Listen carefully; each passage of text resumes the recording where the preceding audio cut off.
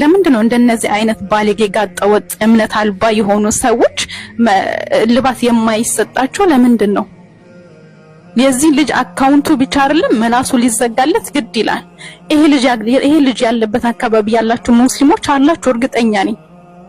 ሄዳችሁ እሱን መዘየር አቅቷችሁ ነው? ሄዳችሁ እሱን ልክ ማስገባት አቅቷችሁ ነው? ወላሂ ነው መላችሁ። ይሄንን ቪዲዮ አይታችሁ ሁላችሁም ዝም እንዳትሉ እኛ ሙስሊሞች በትንሹ እርምጃችን። መልካም የኔ ተወዳጆች አንድ ውለታ እንድትሉልኝ እፈልጋለሁ። ጌታችን መድኃኒታችን ኢየሱስ ክርስቶስ በማቴዎስ ወንጌል ምዕራፍ 5 ቁጥር 44 እስከ 45 እንዲሁም ሐዋርያው ቅዱስ ጳውሎስ በሮሜ መልእክቱ ምዕራፍ 12 ቁጥር 14 ጀምሮ የተናገረው አለ።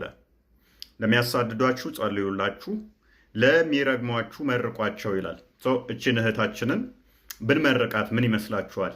እንድገደል የሞት አዋጅ እያስነገረች ስለሆነ ክርስቶስ አስቀድሞ ምን ብሎ ነግሮናል? እኛ በዮሐንስ ወንጌል ምዕራፍ 16 ላይ ከቁጥር 1 እስከ 2 እንዳትሰናከሉ ተጠንቀቁ፣ ከምኵራብ ያወጧችኋል፣ የሚገድሏችሁም እንኳን ይመጣል። ያንን የሚያደርጉት እኔንና አብን ስላላወቁ ነው፣ እነሱ ደግሞ እግዚአብሔርን ያገለገሉ መስሏቸው ነው ይላል። እሷ አሁን ለአምላኳ ለምታመልከው በሀሳቧ ማለት ነው ለፈጠረችው አምላክ ሙሐመድ ለፈጠረላት እኔን አርዳ አላህን ልታስደስት እያሰበች እንዴት አንድ ወንድ ይጠፋል እፎይን የሚያርደልን እያለች ነው ማለት ነው። እኛ ግን አስቀድሞ ክርስቶስ ምን ብሎ ነግሮናል?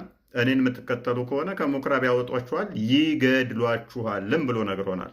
ለዚህም ነው ይህንን ሐዋርያው ቅዱስ ጳውሎስ በሮሜ መልእክቱ ምዕራፍ 8 ቁጥር 35 ጀምሮ ሲናገር ምን ይላል? ከክርስቶስ ፍቅር ማን ይለየናል ይላል። ከክርስቶስ ፍቅር ማን ይለየናል?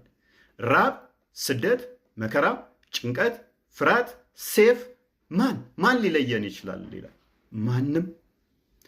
ምክንያቱም ቀኑን ሙሉ አለ ስለ አንተ እንደሚታረዱ በጎች ተቆጠርን ይላል። በዚህ ሁሉ ግን ከአሸናፊዎች እንበልጣለን። ከፍታ ቢሆን ዝቅታ ቢሆን፣ ኃያላት ቢሆኑ ግዛታት ቢሆኑ፣ መላእክት ቢሆን ዋትኤቨር ማንኛውም ቢሆን፣ ነገስታት ቢሆኑ ፍጥረታት ቢሆን፣ የሚመጣው ቢሆን ያለው ቢሆን ሁሉም ከክርስቶስ የሚበልጡ አይደሉምና በክርስቶስ ከሁሉ ከአሸናፊዎች እንበልጣለን። ስለዚህ የአራጅ ክለቦች ተሰባስበው ቢዝቱ እኛ የያዝነው ክርስቶስን እውነትን ስለሆነ አስፈራንም ማለት ነው፣ አንደነግጥም ማለት ነው።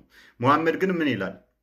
እኔ የመጣሁት ሰዎች ሁሉ ላኢላሃ ኢለላህ እስኪሉ ድረስ ልጋደል ነው። እንደዛ ካላሉ ንብረታቸው ህይወታቸው አይጠበቅም፣ የሰየፏታል አለ።